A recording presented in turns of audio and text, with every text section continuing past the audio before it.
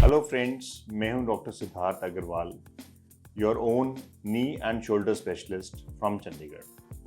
आज हम डिस्कस करेंगे बड़े ही एक अंडररेटेड टॉपिक के बारे में, मेनिस्कस।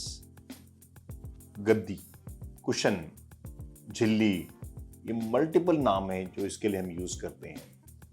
अगर आपने कभी नी का एक्सरे देखा हो, कभी किसी ने दिखाया हो, तो हम कहते हैं नी में गैप है, गैप खत्म हो गया, ग्रीस खत्म हो गई।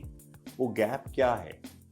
असली शरीर में तो हड्डी के बीच में गैप नहीं हो सकता, दो बोन्स हैं, बीच में कुछ ना कुछ तो होगा। वो जो गैप है वो मेनिस्कस है। आपको समझाता हूँ। ये हमारा घुटने का जॉइंट है, ये हमारी थाई की हड्डी है ऊपर पट की, ये नीचे लेग की हड्डी है। इन दो बोन्स के बीच में भगवान ने कुशन बनाया है, गद्दी जिसे हम कह रहे हैं। ये जो ब्लू कलर की आपको नजर आ रही है, ये दो मेनिस्कस हैं जो कुशन का काम करते हैं ताकि बोन से टच ना हो, रब ना हो, रगड़े ना। वो रगड़ेगी नहीं तो पेन जनरेट नहीं होगी, आप आराम से अपना काम कर सकते हैं। कुशन है, शॉकर है बीच में। अगर किसी कारणवश इनमें चोट लगती है तो वो अपना काम ढंग से नहीं करते, नंबर एक। दूसरा, बोन से टकराती है जो पेन जनरेट करती है। और तीसरा, जो टीयर होता है, वो टीयर भी अपने आप में दिक्कत कॉज करता है। सवाल यह है कि टीयर होता कैसे है? दो कारणों से। एक, एज रिलेटेड डीजेनरेटिव, घिसकर। आपके पास कोई भी व्हीकल है, गाड़ी है, पहिया है, उसका वेयर एंड टेयर होगी, 40,000 50,000 किलोमीटर चल ली, वेयर एंड टेयर होगी। वेयर एंड टेयर से पंचर होता है। सिमिलरली वेयर एंड टेयर से थोड़ा हिस्सा घिस के फट गया, कपड़ा जैसे फट गया, वो फट गया, आप कुछ नहीं कर सकते। Degenerative routine wear and tear के टीयर से। Second, traumatic.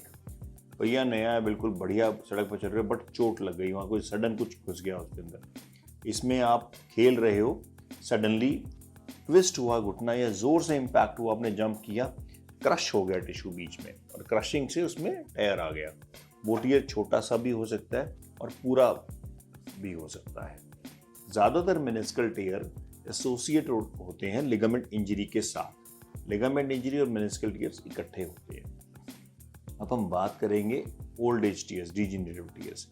Degenerative tears because age के साथ होते हैं, वो जनरली ज़्यादा बॉदर नहीं करते, हल्की वेग डिस्कम्फर्ट कॉज करते हैं, और ज़्यादातर हमारी एक्सरसाइजेज से, मेडिकल मैनेजमेंट से, ब्रेसिंग से, थोड़ी बहुत ही मेडिसिन से वो सेटल डाउन हो जाते हैं।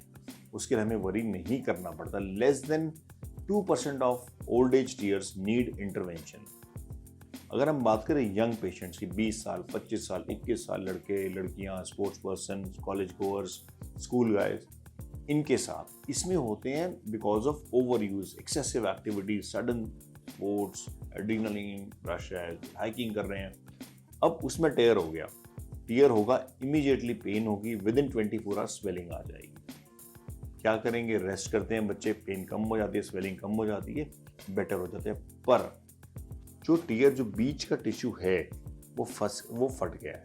जो कुशनिंग है वो तो कर रहा है, बट वो जब चलता है तो रगड़ता है, और जब वो रगड़ता है या वो अड़ने की फील देगा, और या वो बारी बारी आगे बढ़ेगा, खींचेगा और पेन देगा। ये मेनिस्कल टेयर है। इसके लिए स्टैंडर्ड प्रोसीजर है कि आपको उसको हील कराना है। छोटा टेयर है, नॉन वेट बेयरिंग जोन में है, और पेशेंट हाई डिमांड नहीं है, हम रेस्ट से टीयर हील करने की सोच सकते हैं। It is an option. हमें ये बात समझनी पड़ेगी कि इवन इन यंग पेशेंट हर मेनिस्कल टीयर को सर्जरी नहीं चाहिए। डन, क्लियर है? सर्जरी नहीं की, रेस्ट किया, ठीक हो गया, वेरी गुड। नहीं हुआ, हमें सर्जिकल जरूरत है। क्या ऑप्शन है?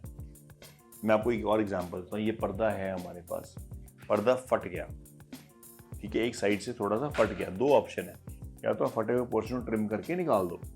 सेकंड ऑप्शन है आप यहाँ पे सिल दो। क्या बेटर है? अगर चीज रिपेयरेबल है तो वो रिपेयर होनी ही चाहिए। भगवान ने किसी पर्पस के लिए कुशन बनाया है।